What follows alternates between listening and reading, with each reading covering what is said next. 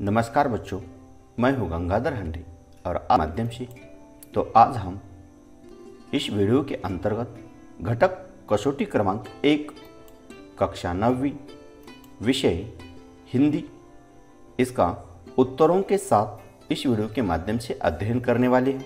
यह जो कसौटी क्रमांक 1 है यह 20 अंक पर आधारित है।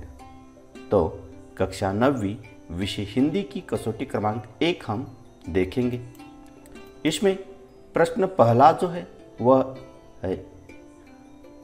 है निम्नलिखित परिचय पढ़कर सूचनाओं के अनुसार कृतियां कीजिए। यह प्रश्न 8 अंक के लिए परीक्षा में पूछा गया है। तो इसके लिए परिचय है। इस बार मैंने सुना है कि मेरे टिम्ब टिम्ब जी भर के मरम्मत होगी। तो यह जो परिचय है यह परिचय मैंने यहाँ पूरा नहीं लिया है।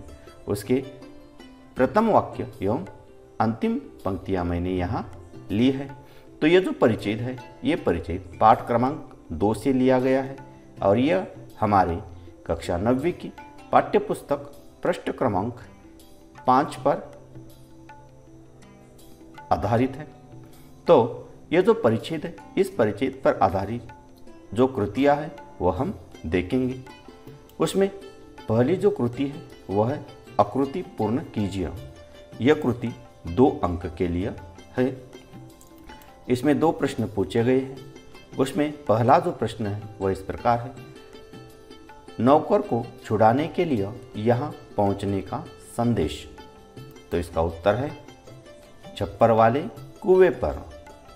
और दूसरा जो प्रश्न है वह है परिचय में आए कहानी के 2 व्यक्ति। तो इसका उत्तर है पहला है नौकर अमरू और दूसरा थानेदार। इस प्रकार पहली कृति 2 अंक की पूरी हो गई। अब दूसरी कृति देखेंगे। गद्यांश पर आधारित 2 ऐसे प्रश्न तैयार कीजिए जिनके उत्तर निम्नलिखित शब्द हो। यह कृति 2 अंक के लिए है। तो शब्द है, पहला शब्द है थाने और दूसरा शब्द है बोरी। तो इसलिए पहला प्रश्न ऐसा होगा, एक आदमी लपक कर कहाँ गया? इसका उत्तर थाने आएगा। और दूसरा प्रश्न हम ऐसा तैयार कर सकते हैं, अंदर से क्या हिल रही थी? तो इसका उत्तर है बोरी। तीसरी जो कृति है वह इस प्रकार है, सत्य असत्य लिखियो। यह कृति 2 अंक के लिए है। तो उसमें 2 वाक्य दिए गए हैं, हर एक वाक्य 1 अंक के लिए हो। उसमें पहला जो वाक्य है वह इस प्रकार है, अमरू ने पूरी घटना अपने मालिक को कह सुनाई। और दूसरा जो वाक्य है वह इस प्रकार है, 2 आदमी चुपके चुपके अमरू के पीछे हो गए। तो ये जो 2 वाक्य है उसमें पहला वाक्य असत्य है और दूसरा वाक्य सत्य है। इसके बाद प्रश्न पहला के अंतर्गत चौथी जो कृति है वो सोमत अभिव्यक्ति। यह 2 अंक के लिए है। तो इसमें प्रश्न इस प्रकार है, पालतू पशुओं के बारे में अपने विचार लिखिए। तो इसका उत्तर, मनुष्य अपने स्वार्थ अथवा शौक के लिए पशुओं को पालता है। पशु बेज़बान होते हैं। वे अपनी भूख प्यास के बारे में बोलकर नहीं बता सकते।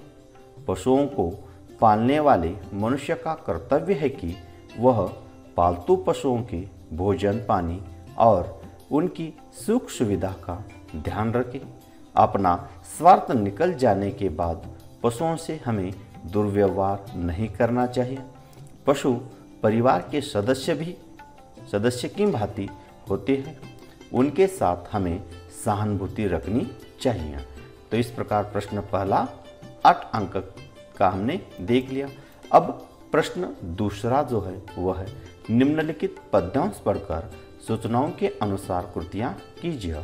यह प्रश्न 6 अंक के लिए है। तो इसमें पद्यांश इस प्रकार है, क्या ही स्वच्छंद चांदनी है क्या ही निस्तब्ध निशा है, स्वच्छंद सुमंद गंध वह निरानंद है कौन दिशा। बंद नहीं अब भी चलते हैं, नियति नटी के कार्यकलाप, पर कितने एकांत भाव से, कितने शांत और चुपचाप। तो ये जो पद्यांश है, यह पद्यांश क्रमांक 1 से लिया गया है और यह पाठ्यपुस्तक पृष्ठ क्रमांक 1 से लिया गया है। तो ये जो पद्यांश है, इस पर आधारित जो कृतियां हैं वह हम देखेंगे। इसमें पहली कृति है आकृति पूर्ण कीजिए। यह 2 अंक के लिए है। कवि की कल्पना में चांदनी और रात्रि। तो कवि के कल्पना में चांदनी स्वच्छ और कवि की कल्पना में रात्रि निस्तब्ध। दूसरी कृति है आकृति पूर्ण कीजिए। यह 2 अंक के लिए है। इसमें 2 प्रश्न पूछे गए हैं, 2 कृतियां पूछी गई है। उसमें पहली जो कृति है वह है चांदनी रात की विशेषताएं। तो चांदनी रात की विशेषताएं है स्वच्छंद सुमन गंध और हर्षित दिशाएं। और दूसरी जो कृति है वह है नियति नटी के कार्य का ढंग। तो इसका उत्तर है एकांत भाव और दूसरा है शांत और चुपचाप ढंग। तीसरी जो कृति है वह इस प्रकार है निम्नलिखित शब्द समूह के अर्थ वाले शब्द पद्यांश से खोजकर लिखिए। यह 2 अंक के लिए है। इसमें पहला जो शब्द समूह है वह इस प्रकार है जिसमें आनंद न हो। तो इसके लिए पद्यांश में शब्द है निरानंद। जिसमें आनंद न हो, इसलिए पद्यांश में निरानंद यह शब्द है। और दूसरा जो वाक्य है जो अपनी इच्छा के अनुसार सब काम करे, तो उसके लिए पद्यांश में शब्द है स्वच्छंद। इस प्रकार दूसरा प्रश्न हमने देख लिया। अब शब्द भेद, यह 6 अंक के लिए पूछा गया है। तो इसमें पहला जो है वह है निम्नलिखित शब्दों का वाक्य में प्रयोग कीजिए। यह 2 अंक के लिए है और यहाँ 2 शब्द दिए हैं। हर एक शब्द के लिए अलग वाक्य हमें लिखना है। तो इसमें पहला जो शब्द है वह है जल। तो जल के लिए वाक्य है जल को जीवन कहा गया है। जल को जीवन कहा गया है। और दूसरा जो शब्द है वह पर्णकुटीर। तो इसके लिए वाक्य है साधु संत पर्णकुटीर बनाकर रहते हैं। अगला है निम्नलिखित वाक्य शुद्ध करके फिर से लिखिए। यहाँ 2 वाक्य दिए गए हैं और यह 2 अंक के लिए है। इसमें पहला वाक्य है उसने तुमको कहा और दूसरा वाक्य है गाय को 2 सिंग होते हैं। तो ये जो 2 वाक्य है तो इस प्रकार होगा।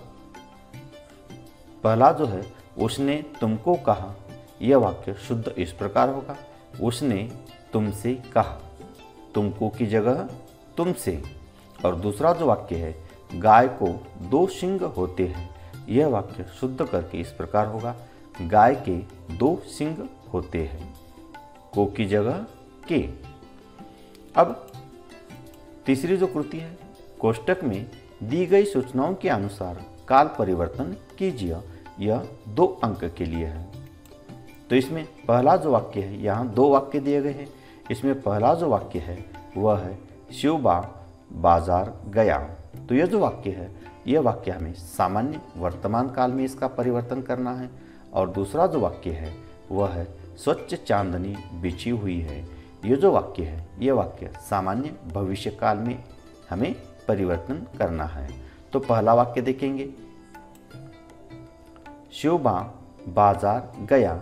यह वाक्य सामान्य वर्तमान काल में इस प्रकार होगा शिवबा बाजार जाता है। और दूसरा जो वाक्य है स्वच्छ चांदनी बिछी हुई है, यह वाक्य सामान्य भविष्य काल में इस प्रकार होगा स्वच्छ चांदनी बिछी होगी। तो बच्चों, आज हमने घटक कसौटी क्रमांक 1 कक्षा 9वीं का अध्ययन किया है। ऐसे अलग अलग वीडियो देखने के लिए चैनल को सब्सक्राइब कीजिए। धन्यवाद।